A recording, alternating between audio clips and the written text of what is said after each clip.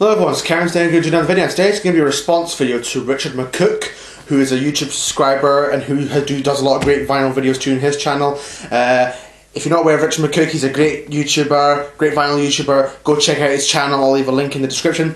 But this is a response video to 10 songs, live versions, which you consider just as good as, or if not better, than the studio versions. And well, it's a video I'm really interested by, and I thought I'd make one.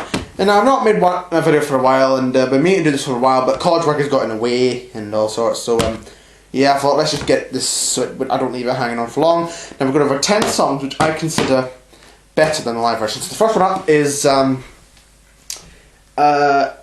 number 10. These are in no particular order, but the first one is the version of Let It Be Me by the Everly Brothers from the reunion concert, recorded live at the Royal Albert Hall in London on September the 23rd, 1983. Now this was the Everly Brothers reunion concert.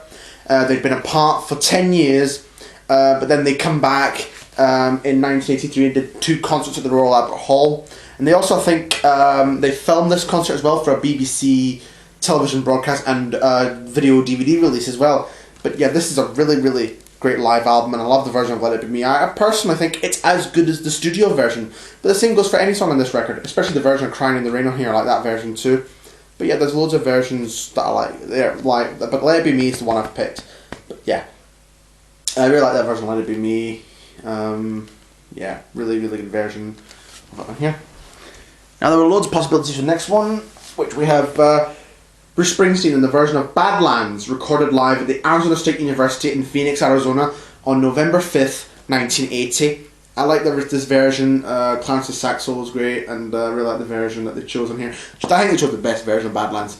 And this was also filmed as well, this concert. You can see it on YouTube, and I think it's on the DVD in the Ties That Bind River box set. But there are other versions I love on here. I love the version of Thunder Road from 75. 4th of July, Sandy, Asbury Park, and the Nassau Coliseum on New Year's Eve 1980, and Hungry Heart from Nassau Coliseum 1980, and other. There's loads of great versions on here. This will give you an idea of how much there's. And even Bobby Jean from Giant Stadium 1985. Those ones I mentioned didn't make the cut, but Badlands made the list. So yeah, really love that version of Badlands on here. Just the performance is really good. Yeah.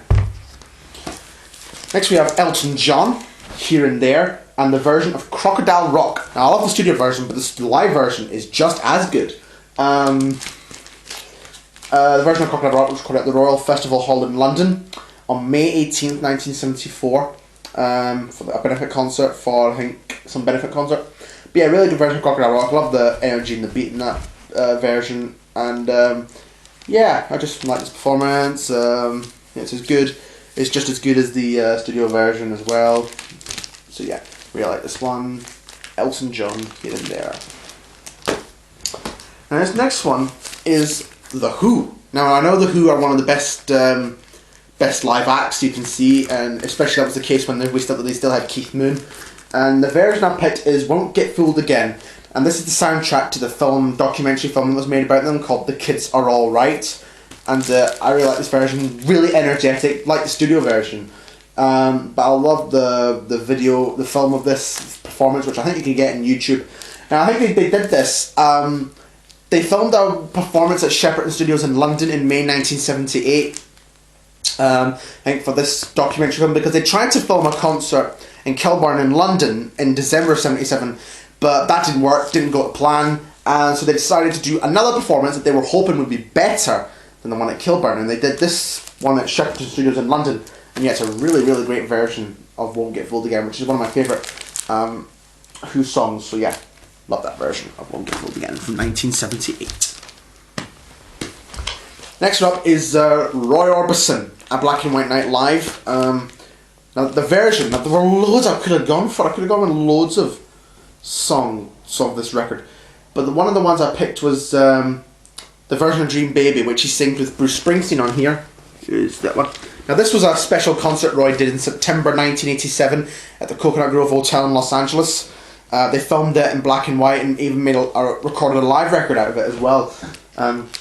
He got on board different people like Bruce Springsteen, Tom Waits, Elvis Costello, Jackson Browne, T-Bone Burnett, Katie Lang, just to name a few. Yeah, loads of people. And this is one of the best live records I think I've I've heard, and I really love the version that he did with Bruce Springsteen on here.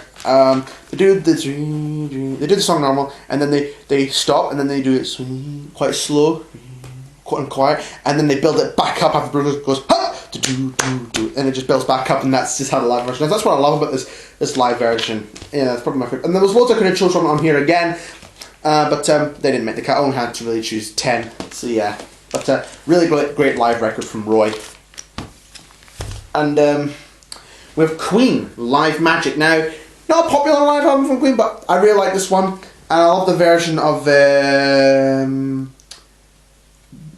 Radio Gaga. I really like the version of that one, but I also love the version of We Are the Champions on here too. But yeah, there's loads of great versions of this this particular album, but there were ones I could choose, but I think I went with Radio Gaga. I like that version, but I also love the Live Aid version they did in 1985. This version was recorded in Knebworth in August of 1986 at Queen's last concert with Freddie, and it would turn out to be their last concert with Freddie. But this live album contains other good recordings from the Magic Tour, from like Budapest and Wembley Stadium as well. So yeah, loads of great moments of this live record, 1986. Next one I've gone for is Simon and Garfunkel, the concert in Central Park in September 1981. Now I know, Richard, you showed Paul Simon's solo LP, live LP, and you chose the Boxer. I'm also going to choose the Boxer on here. I love the version on here that I prefer. I like the fact it's a different key, and that's a lot of these things with live versions, that they change the key a bit in some songs. Excuse me, and they even like make it different, and it sounds really good in this one. But the keyboards I like in this one, and they even perform an extra verse, which was not on the Bridge Over Troubled Water LP originally. I think that extra verse was just something they did for like the live concerts. There's also a good version on the Live 69 CD, which I've got somewhere, a Simon and Garfunkel box set, which I've been meaning to show for a while, which I'll probably show in another video on the channel. So yeah, really good good live album, this version as well. I really like it as well. Okay, are we just with three more to go through. Third one is Johnny Cash live at San Quentin, and the version on here of I Walk the Line. I really like that version, just as good as the studio version. Yeah, this particular concert was filmed for ITV Granada Television. They were doing a documentary of Johnny Cash. I don't think they were doing a documentary about Johnny Cash.